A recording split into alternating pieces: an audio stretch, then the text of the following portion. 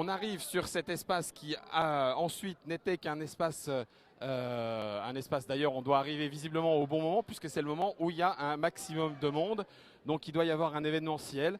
On va voir un petit peu qu'est-ce qu'il se passe et pourquoi est-ce qu'il y a autant d'attroupements.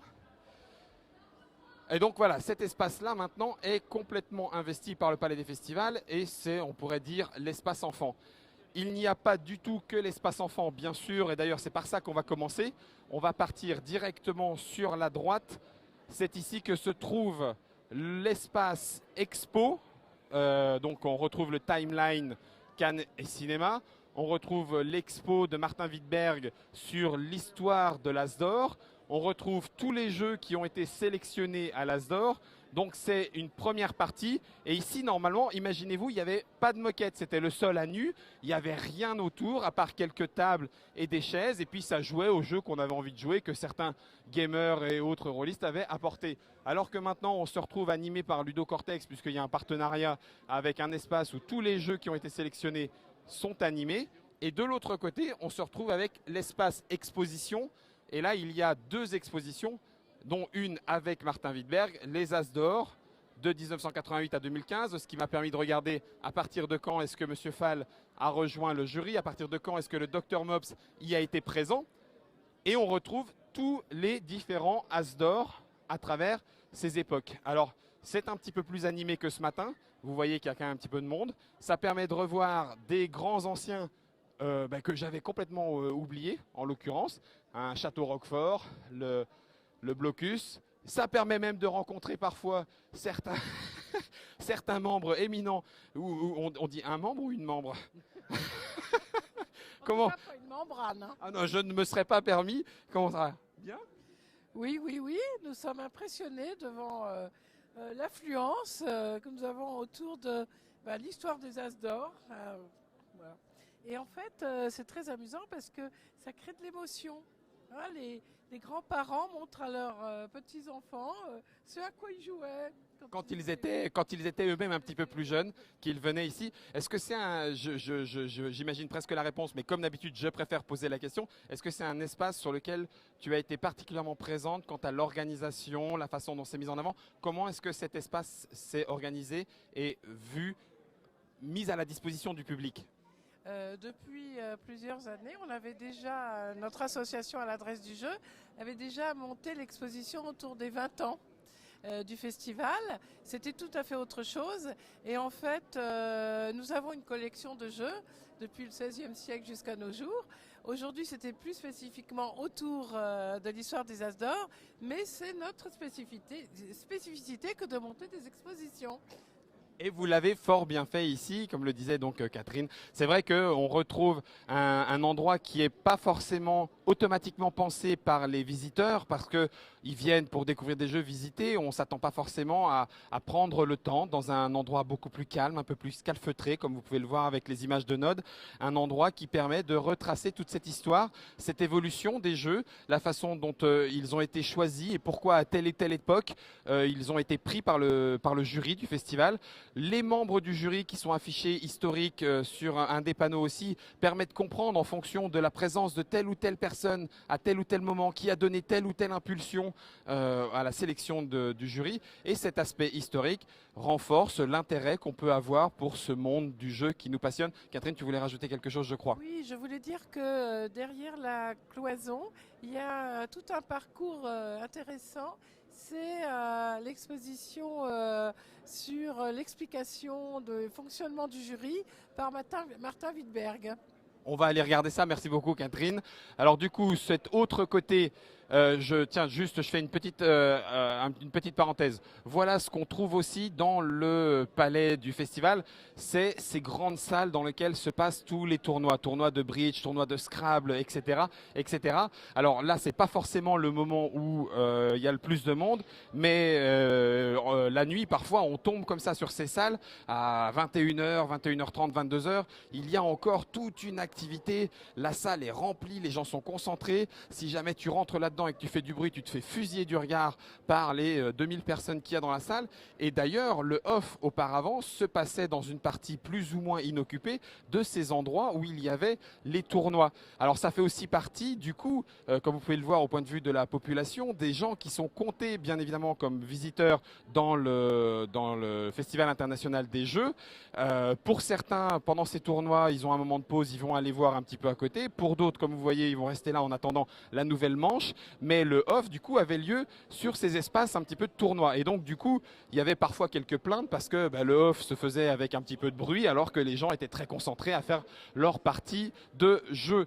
On va donc maintenant conclure un petit peu, enfin conclure, pas si vite, hein, mais on va repasser dans cet objectif de cette petite promenade avec Nod, qui est l'espace qui maintenant est donc investi, qui est l'espace par lequel on va également sortir, plutôt un espace enfant.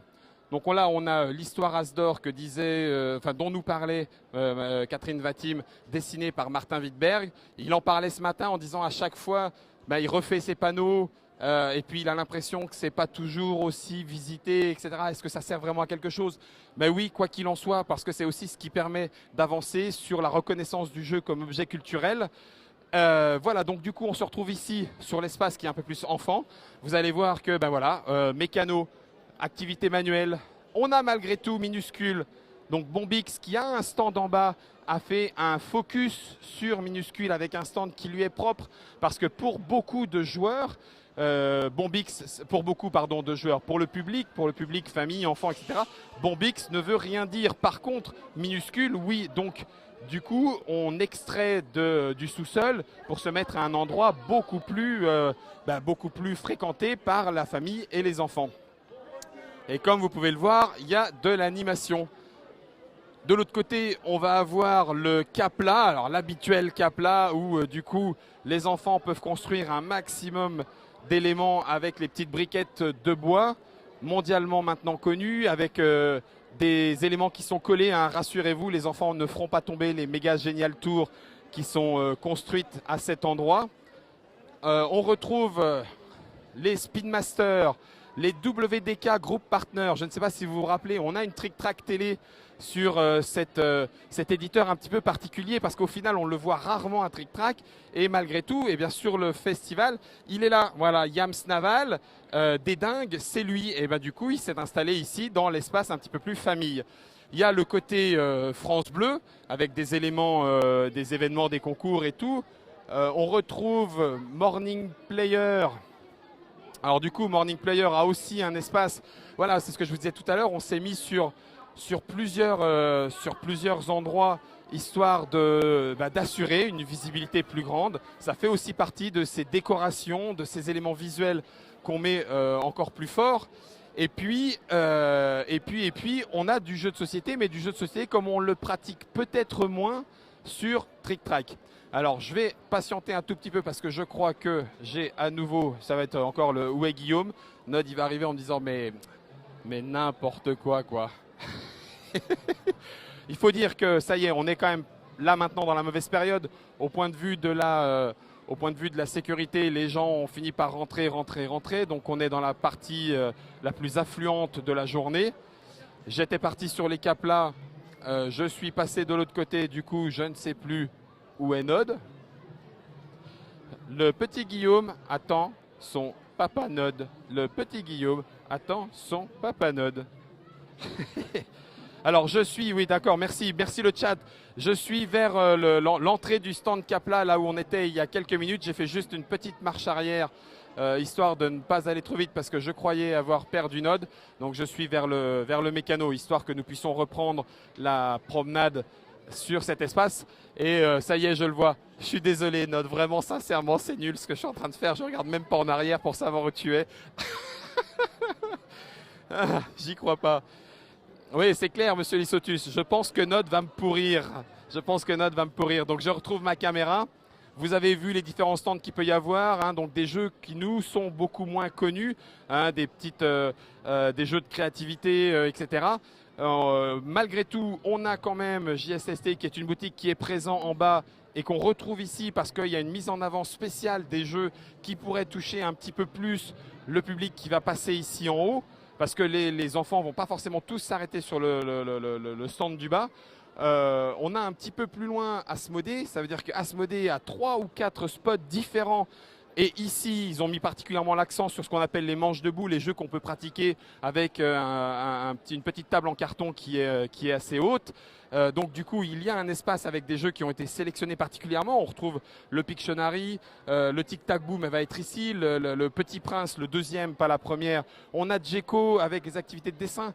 Voilà, vous voyez, ça permet aussi d'occuper, enfin c'est aussi ce côté dont Fall vous parlait tout à l'heure, un événement familial, un événement municipal qui permet pour la région de drainer tout un public qui ne rentre habituellement pas dans le palais des festivals. Abba est ici et c'est en haut qu'ils se sont installés. Alors en plus, je ne vous cache pas qu'il fait beaucoup plus frais qu'en bas. On dit que le joueur, parfois, ça sent le fennec. Je ne sais pas si c'est ça, mais il n'empêche qu'ici, voilà, on a du VTech. On a des gens, par contre, qu'on voit aussi passer à Trick Track. Hein, il n'y a pas que des grandes enseignes qui n'ont que faire du core gamer que nous pourrions être, mais on va retrouver Olympic Kids qui avait gagné l'année précédente avec la chasse au Gigamon. Et donc du coup, Olympie est ici parce que leurs jeux sont relativement simples, c'est avec ça qu'ils se sont fait connaître du public. Malgré tout, c'est ici qu'on peut essayer leurs nouveautés avec Tour de chat dont ils viendront nous parler. C'est actuellement un prototype, ils sont en train d'y jouer avec des visiteurs où on va faire des tours avec des petits chats en plusieurs dimensions. Et puis c'est ici aussi qu'on retrouve leurs futures nouveautés dont ils ont déjà parlé. Donc comme vous voyez, on est quand même relativement bien au point de vue information. C'est Clash, le jeu extrêmement rapide où on retourne les cartes pour essayer de faire des combos comme dans un jeu vidéo. Donc du coup, on a différents personnages, il va falloir aligner les coups, on retourne les cartes extrêmement rapidement, enfin quand on a fini de les mélanger, bien sûr. Les jeux Smart, les jeux BioViva, donc tous ceux que vous n'avez pas vus en bas et qui effectivement n'évoquent peut-être pas forcément le jeu de société tel qu'on pourrait l'imaginer quand on est passionné de jeux core et qu'on sera plutôt sur du Ravensburger, sur Istari, sur Space Cowboy, sur Yellow, etc. Eh ben, ils sont aussi présents, ils sont là. On va avoir Piatnik. Alors Piatnik, c'est, vous les connaissez parce que du coup, depuis déjà un certain temps, je retrouve mon interlocuteur préféré. Piatnik vient régulièrement sur Trick Track, donc on va pas leur poser tellement de questions. Tu m'as confié que tu venais finalement assez bientôt parce qu'il y avait une grosse période de sortie. C'est quand? C'est en avril-mai. Donc du coup, tu reviens à Trick Track présenter des nouveautés qui sont là ou pas complètement là? On peut regarder rapidement si vous voulez, mais juste un coup d'œil avec la caméra.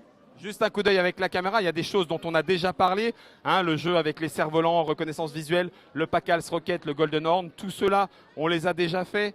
Donc il y a juste quelques éléments. Coucou! Il y aura un éléphant. Note, prépare-toi, tu vas avoir droit à l'éléphant. Donc un petit jeu avec du 3D et de la glissade.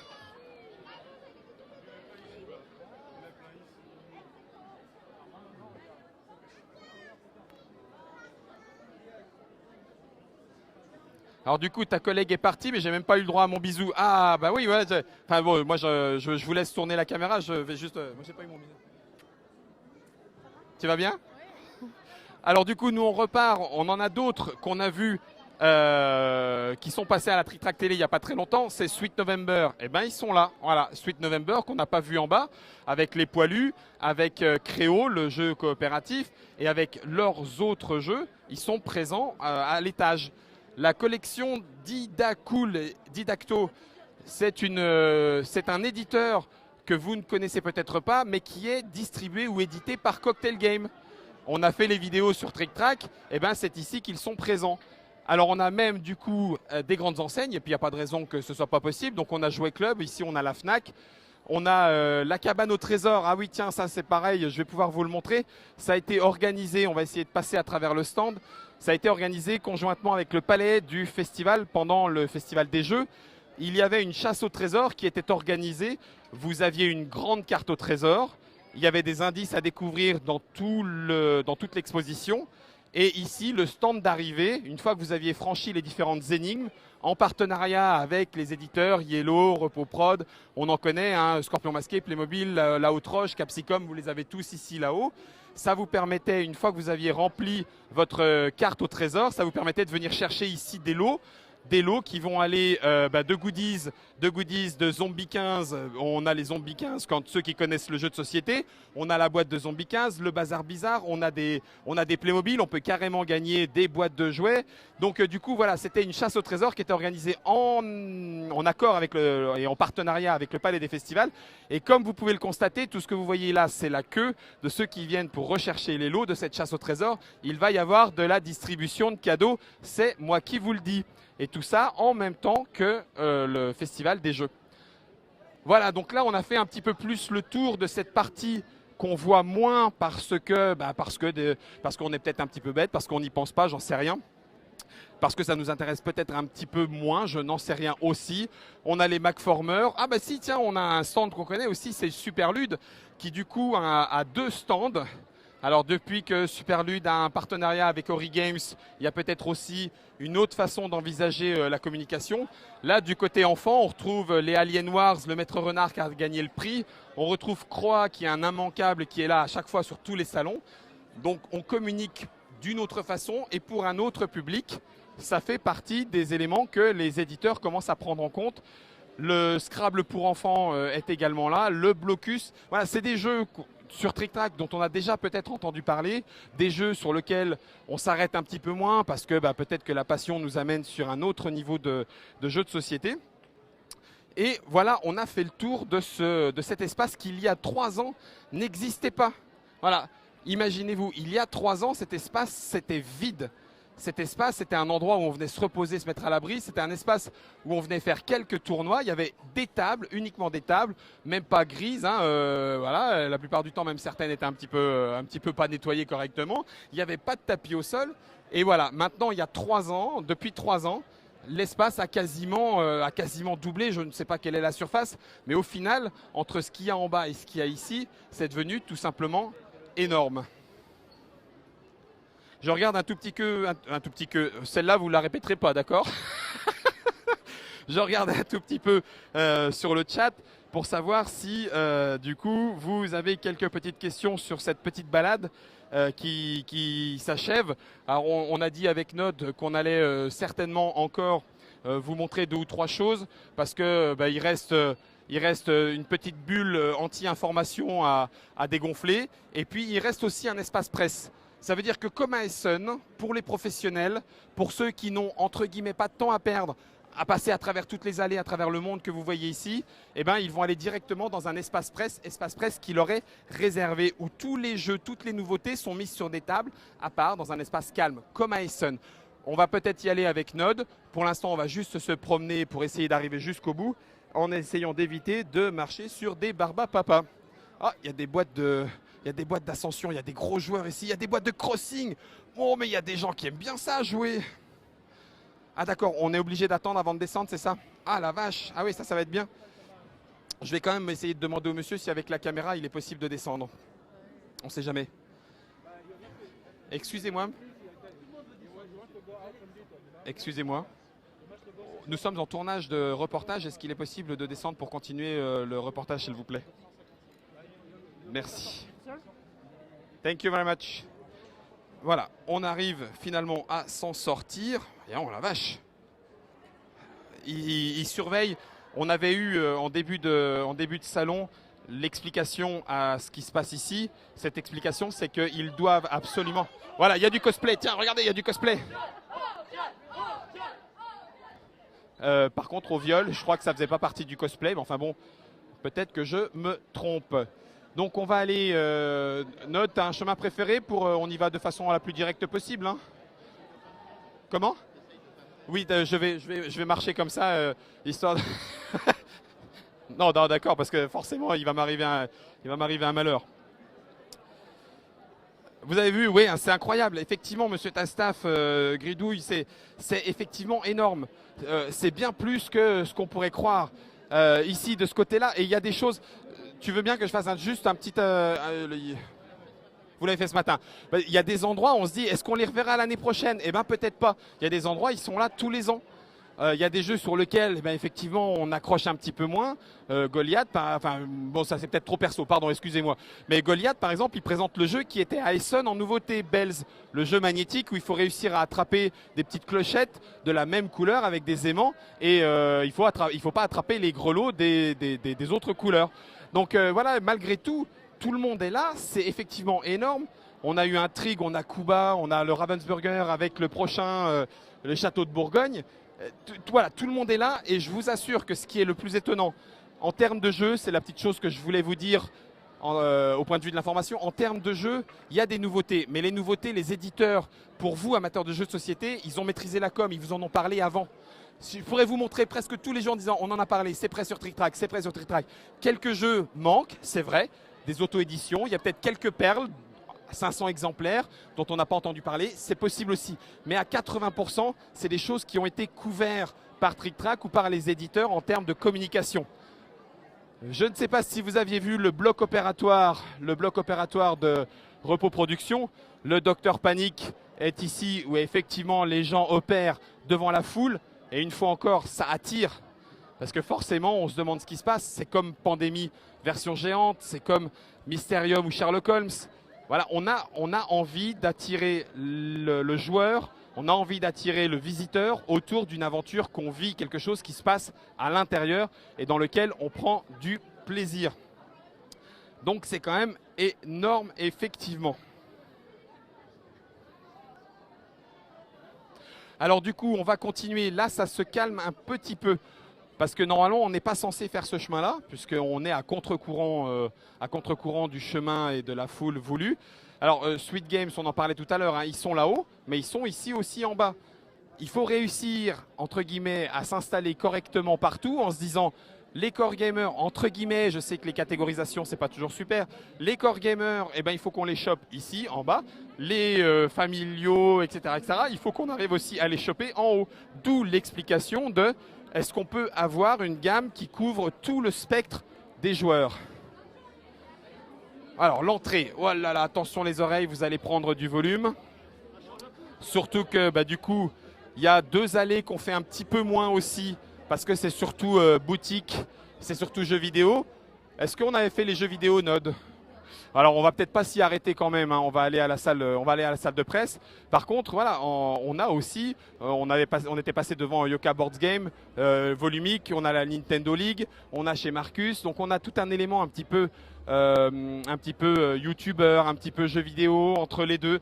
On a des écoles métiers du jeu vidéo qui viennent ici et qui sont représentées. On a bien évidemment Ankama, les éditions Sans Détour pour le jeu de rôle, qui sont juste en face de Blue Orange. Ici aussi, ça draine du monde, mais au final, comme les espaces sont délimités, salut Christophe, ça va bien. Comme les espaces sont délimités, les gens passent de l'un à l'autre assez facilement. Et on se retrouve avec un centre d'intérêt qui peut être les jeux vidéo et qui finissent par devenir, en l'occurrence, un intérêt pour aller voir ce qui se passe du côté des jeux de société. Alors attention à la marée humaine. Bonsoir. J'allais dire bonsoir, ben non, c'est encore pas bonsoir. Enfin, presque. J'espère que vous êtes toujours avec nous. Alors, les habits ne sont pas dans la boîte pour Docteur Panic. Par contre, les Charlotte, elles, le sont. Oui, Marcus. Alors, je ne sais pas si Marcus est là. Alors, enfin, Marcus est là, oui, hein, mais je ne sais pas s'il passe son temps sur le stand. Je n'en suis vraiment pas sûr parce que, à mon avis, tu finis complètement sur les rotules. D'ailleurs, c'est ce que, généralement, l'état dans lequel on est à la fin de la journée, on finit sur les rotules. Voilà, donc là, maintenant, on passe sur l'espace pro. Comme vous le voyez, sur cet espace pro, il y a des journées pro. Gigamic, Yellow, Asmodée, ils ont organisé des espaces pro. Ils font des formations. Ils vont accueillir la grande récré. Ils vont accueillir les grandes enseignes qu'on a vues. Et ces futurs vendeurs de leurs jeux de société, bah, ils viennent leur faire jouer. Ils viennent les initier pour qu'ensuite ils soient prêts pour en parler le mieux possible. Et ben maintenant, tout ça, ça se fait également à Cannes.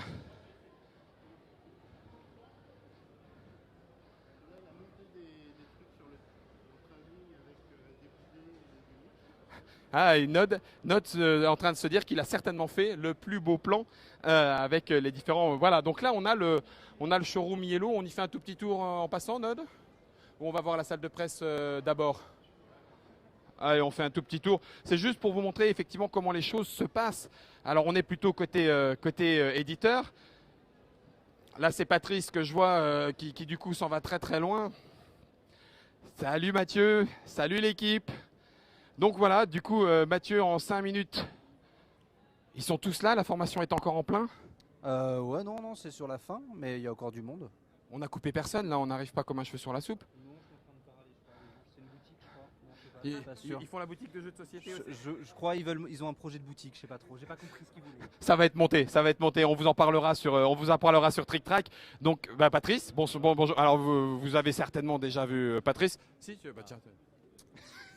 Vous avez vu, finalement on se fait la bise, hein. Oui, c'est en live, les 200, non 150, je sais plus, bref.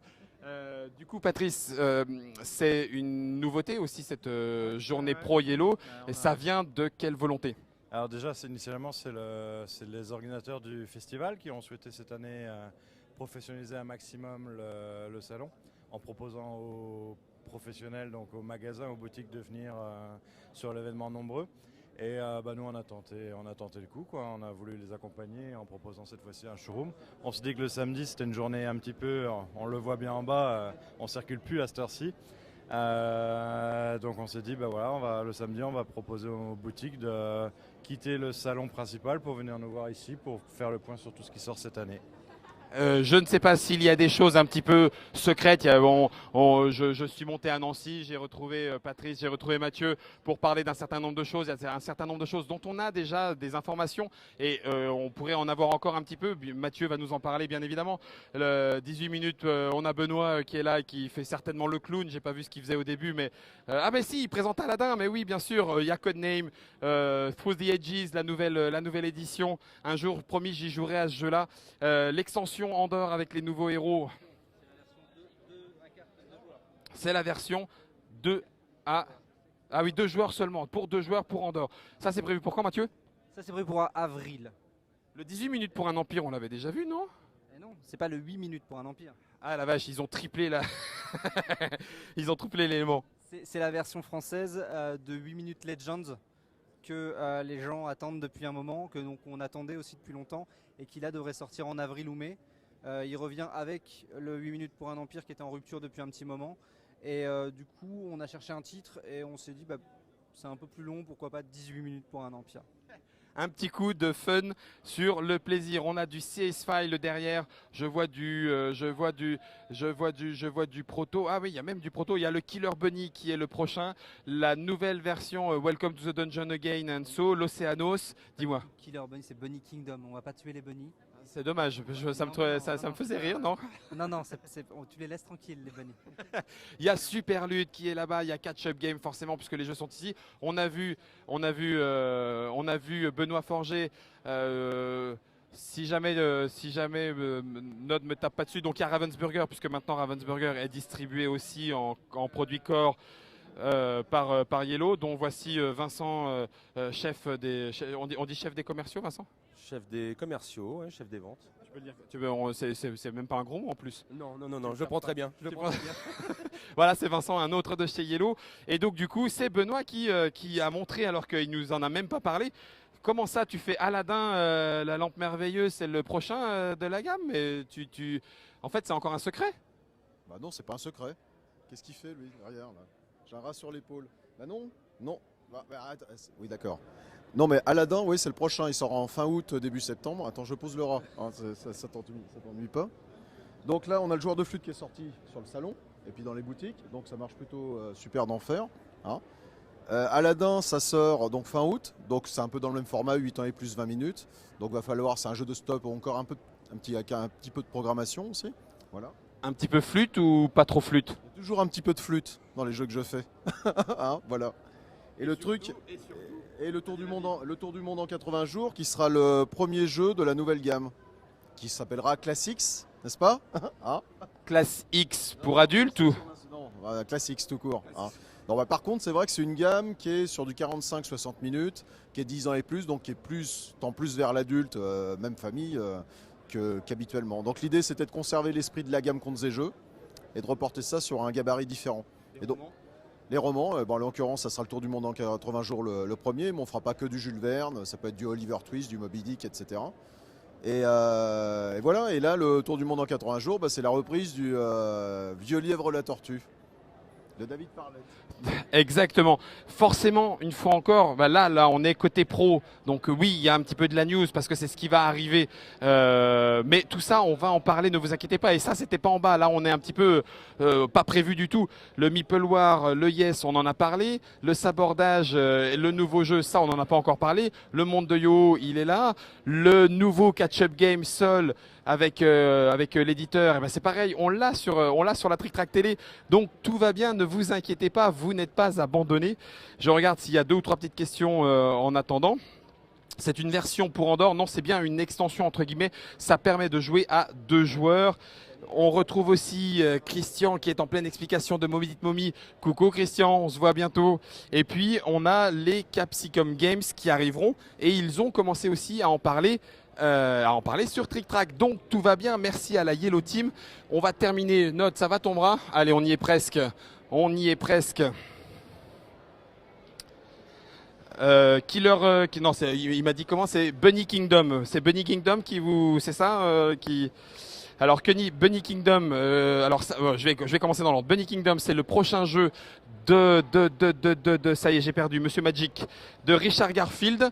C'est un jeu dans lequel on va gérer un royaume avec des lapins. Il va falloir se friter, récupérer des villes avec des points, etc.